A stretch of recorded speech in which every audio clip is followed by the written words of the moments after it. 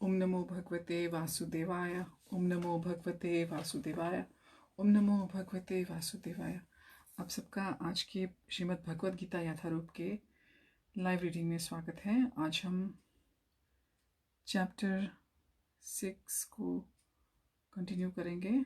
उसमें हम श्लोक नंबर 8 से अपनी रीडिंग आरंभ करेंगे। मुखम करोति वाचालम पंगुम लंघयते गिरिम यत्कृपा तमहं वन्दे श्रीगुरुं दीनतारिणं परमानंद माधवं श्री चैतन्य ईश्वरं हरि ओम तत्सत्। ज्ञान विज्ञान तृप्तात्मा कूटस्थो विजितेन्द्रियः युक्त इत्युच्यते योगी समलोष्टाश्म कांक्षणः। वह व्यक्ति आत्म साक्षात्कार को प्राप्त तथा योगी कहलाता है जो अपने अर्जित ज्ञान और अनुभूति से पूर्णतया संतुष्ट रहता है। ऐसा व्यक्ति अध्यात्म को प्राप्त तथा जितेंद्रिय कहलाता है। वह सभी वस्तुओं को, चाहे वे कंकड़ हो, पत्थर हो या कि सोना, एक समान देखता है। तात्पर्य द्वारा श्री एसी भक्तिवेदांत स्वामी श्रील प्रभुपाद की जय। परम सत्य की अनुभूति के बिना कोरा ज्ञान व्यर्थ होता है। भक्ति रसामृत सिंधु में 1.2.234 में कहा गया है, अतः कृष्ण नामादि न भवेद ग्राह्यमिन्द्रिये सेवोन्मुखे ही जिह्वादौ स्वयमेव स्फूर्त्यतः। कोई भी व्यक्ति अपनी दूषित इंद्रियों के द्वारा श्री कृष्ण के नाम, रूप, गुण और उनकी लीलाओं की दिव्य प्रकृति को नहीं समझ सकता। भगवान की दिव्य सेवा से पूरित होने पर ही कोई उनके दिव्य नाम, रूप, गुण और लीलाओं को समझ सकता है। यह भगवद गीता कृष्ण भावनामृत का विज्ञान है। मात्र संसारी विद्वता से कोई कृष्ण भावना भावित नहीं हो सकता। उसे विशुद्ध चेतना वाले व्यक्ति का सानिध्य प्राप्त होने का सौभाग्य मिलना चाहिए। कृष्ण भावना भावित व्यक्ति को भगवत कृपा से ज्ञान की अनुभूति होती है, क्योंकि वह विशुद्ध भक्ति से तुष्ट रहता है। अनुभूत ज्ञान से वह पूर्ण बनता है। आध्यात्मिक ज्ञान से मनुष्य अपने संकल्पों में दृढ़ रह सकता है, किंतु मात्र शैक्षिक ज्ञान से वह बाह्य विरोधाभासों द्वारा मोहित और भ्रमित होता रहता है। केवल अनुभवी आत्मा ही आत्मसंयमी होता है, क्योंकि वह कृष्ण की शरण में जा चुका होता है। वह दिव्य होता है क्योंकि उसे संसारी विद्वत्ता से कुछ लेना देना नहीं रहता। उसके लिए संसारी विद्वत्ता तथा मनोधर्म, जो अन्यों के लिए स्वर्ण के समान उत्तम होते हैं, कंकड़ों या पत्थरों से अधिक नहीं होते। श्लोक नंबर 9। सुहृदं मित्रार्युदासीनं मध्यस्थ द्वैधबन्धुषु साधुष्वपि च पापेषु समबुद्धिर्विशिष्यते। जब मनुष्य निष्कपट हितैषियों, प्रिय मित्रों, तटस्थों, मध्यस्थों, ईर्ष्यालुओं, शत्रुओं तथा मित्रों, पुण्यात्माओं और पापियों को समान भाव से देखता है तो वह और भी उन्नत माना जाता है। श्लोक नंबर 10। योगी युञ्जीत सततात्मात्मानं रहसि स्थितः एकाकी यत चित्तात्मा निराशीर परिग्रह। योगी को चाहिए कि वह सदैव अपने शरीर, मन और आत्मा को परमेश्वर में लगाए, एकांत स्थान में रहे और बड़ी सावधानी के साथ अपने मन को वश में करे। उसे समस्त आकांक्षाओं और संग्रह भावों की इच्छाओं से मुक्त होना चाहिए। तात्पर्य कृष्ण की अनुभूति ब्रह्म, परमात्मा और श्री भगवान के विभिन्न रूपों में होती है। संक्षेप में कृष्ण भावनामृत का अर्थ है भगवान की दिव्य प्रेम भक्ति में निरंतर प्रवृत्त रहना। किंतु जो लोग निराकार ब्रह्म और अंतर्यामी परमात्मा के प्रति आसक्त होते हैं, वे भी आंशिक रूप से कृष्ण भावना भावित हैं, क्योंकि निराकार ब्रह्म कृष्ण की आध्यात्मिक किरण है और परमात्मा कृष्ण का सर्वव्यापी आंशिक विस्तार होता है। इस प्रकार निर्विशेषवादी और ध्यान योगी भी अपरोक्ष रूप से कृष्ण भावना भावित होते हैं। प्रत्यक्ष कृष्ण भावना भावित व्यक्ति सर्वोच्च योगी में होता है।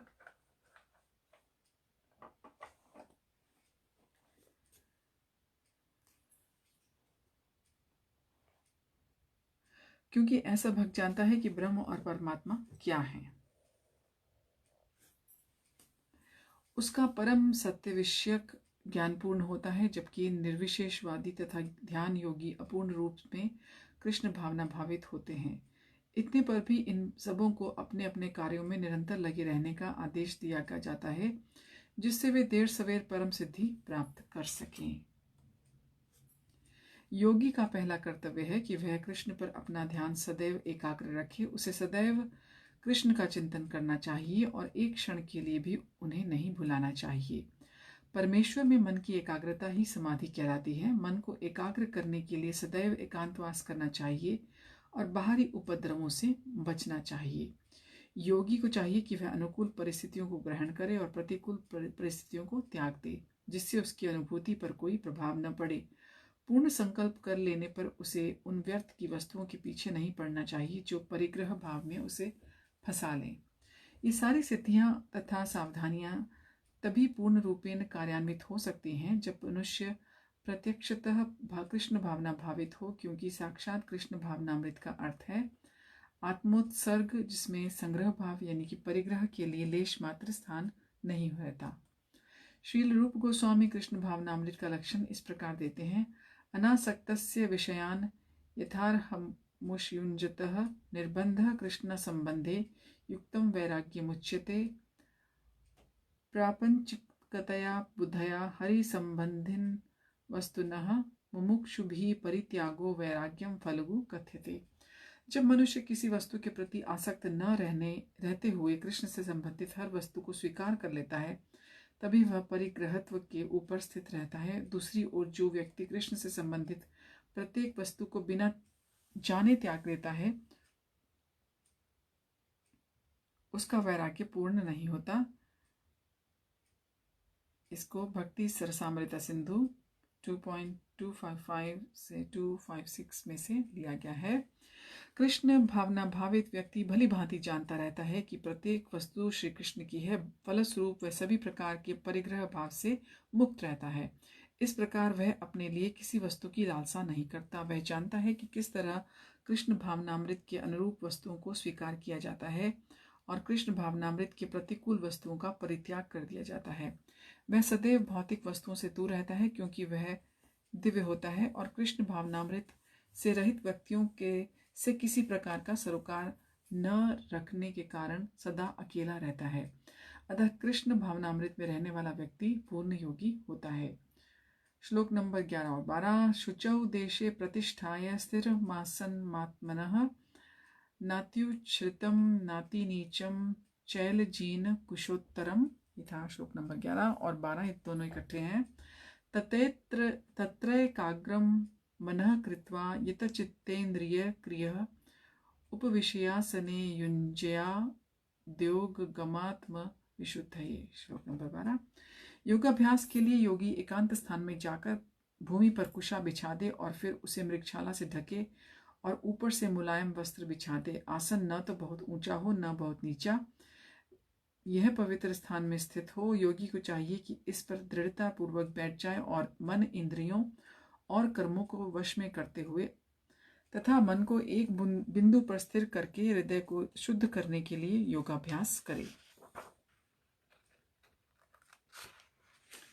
तात्पर्य: पवित्र स्थान तीर्थस्थान का सूचक है। भारत में योगी और भक्त अपना घर त्याग कर प्रयाग, मथुरा, वृंदावन, ऋषिकेश या हरिद्वार जैसे पवित्र स्थानों में वास करते हैं और एकांतवास में योगाभ्यास करते हैं,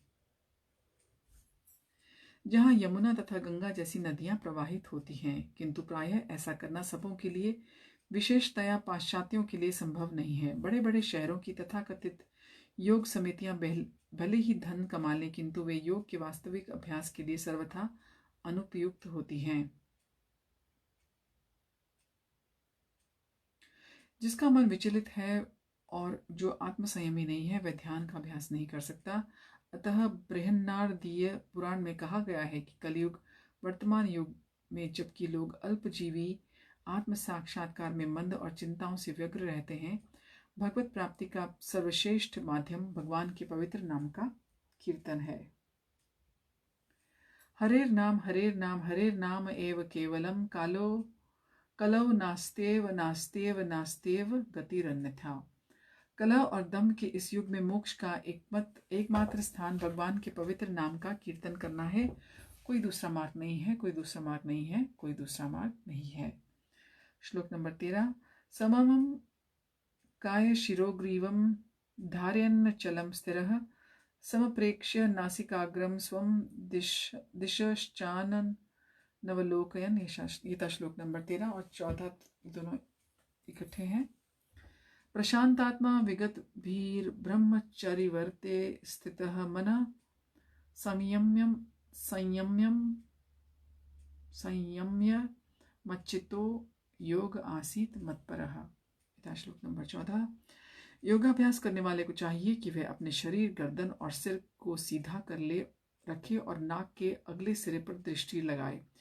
इस प्रकार वह अविचलित और दमित मन से भय रहित विषयी जीवन से पूर्णतया युक्त होकर अपने हृदय में मेरा चिंतन करे और मुझे ही अपना चरम लक्ष्य बनाए। तात्पर्य: जीवन का उद्देश्य कृष्ण को जानना है, जो प्रत्येक जीव के हृदय में चतुर्भुज परमात्मा रूप में स्थित है। योगाभ्यास का प्रयोजन विष्णु के इस अंतर्यामी रूप की खोज करने तथा देखने के अतिरिक्त और कुछ नहीं है। अंतर्यामी विष्णु मूर्ति प्रत्येक व्यक्ति के हृदय में निवास करने वाले कृष्ण का स्वांश रूप है।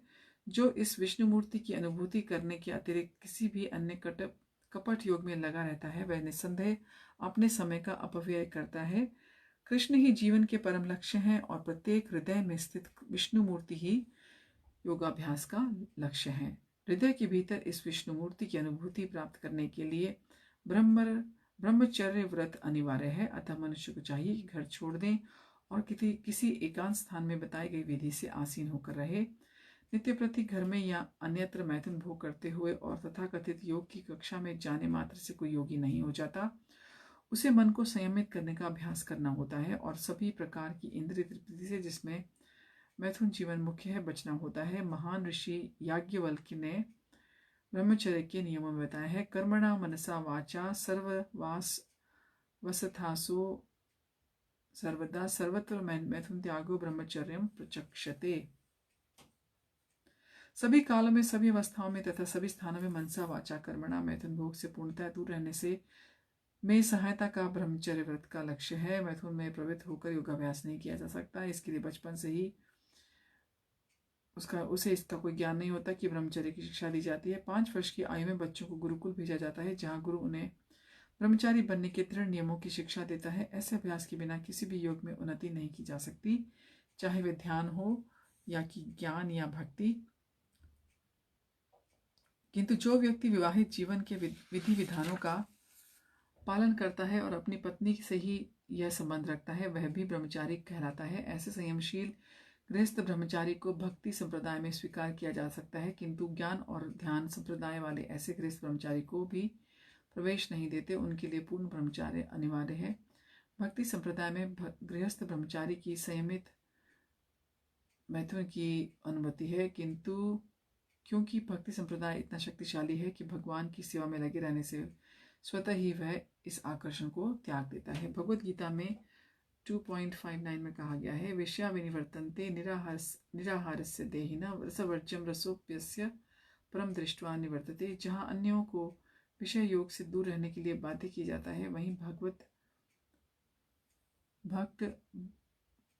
भगवत रसास्वादन के कारण इंद्रिय तृप्ति से स्वतः विरक्त हो जाता है। भक्त को छोड़कर अन्य किसी को इस अनुपम रस का ज्ञान नहीं होता। विगत भी पूर्ण कृष्ण भावना भावित हुए बिना मनुष्य निर्भय नहीं हो सकता। बद्ध जीव अपनी विकृत स्मृति और कृष्ण के साथ अपने शाश्वत संबंध की विस्मृति के कारण भयभीत रहता है। भागवत का 11.2.37 का कथन है: भय द्वितीया भिनिवेशतः स्याद ईशाद पेतस्य विपर्ययो स्मृति ही। कृष्ण भावना भावित व्यक्ति ही योग का पूर्ण अभ्यास कर सकता है, और चूंकि योगाभ्यास का चरम लक्ष्य अंतःकरण में भगवान का दर्शन पाना है, अतः कृष्ण भावना भावित व्यक्ति पहले ही समस्त योगियों में श्रेष्ठ होता है। यहाँ पर वर्णित योग विधि के नियम तथाकथित लोकप्रिय योग स्मृतियों से भिन्न है। श्लोक नंबर 15: युञ्जनेवं सदात्मानं योगी नियतमानसः शांतिं निर्वाण परमां मत्संस्थाम् अधिगच्छति। इस प्रकार शरीर, मन और धर्म में निरंतर संयम का अभ्यास करते हुए संयमित मन वाले योगी को इस भौतिक अस्तित्व की समाप्ति पर भगवत धाम की प्राप्ति होती है। तात्पर्य, अब योगाभ्यास के चरम लक्ष्य का स्पष्टीकरण किया जा रहा है। योगाभ्यास भौतिक सुविधा की प्राप्ति के लिए नहीं किया जाता, उसका उद्देश्य ही भौतिक संसार से विरक्ति प्राप्त करना है। जो कोई इसके द्वारा स्वास्थ्य लाभ चाहता है या भौतिक सिद्धि प्राप्त करने का इच्छुक होता है, वह भगवत गीता के अनुसार योगी नहीं है। न ही भौतिक अस्तित्व की समाप्ति का अर्थ शून्य में प्रवेश करना है, क्योंकि यह कपोल कल्पना है। भगवान की सृष्टि में कहीं भी शून्य नहीं है, उल्टे भौतिक अस्तित्व की समाप्ति से मनुष्य भगवत धाम में प्रवेश करता है।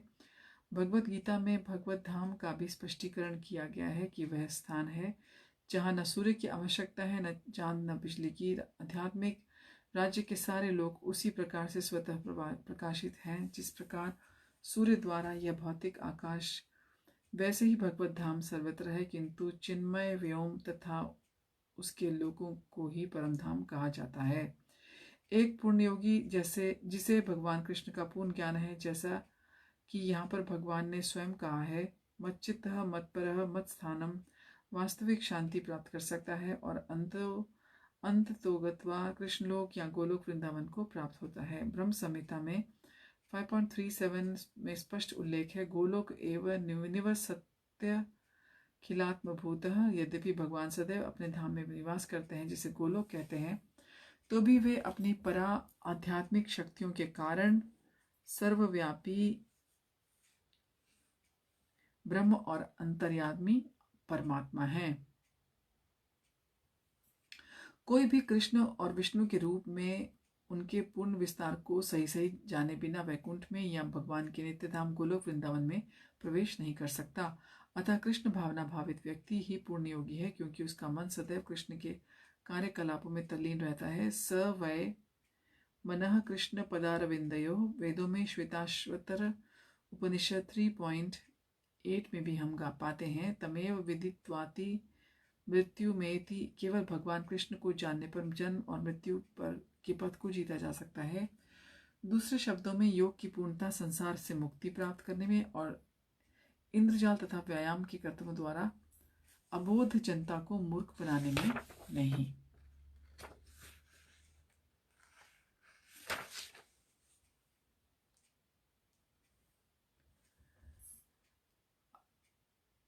हम अपनी रीडिंग को यहीं से नेक्स्ट टाइम कंटिन्यू करेंगे। आप सबका हमारे साथ जुड़ने के लिए धन्यवाद। हरि ओम तत्सत। हरे कृष्ण।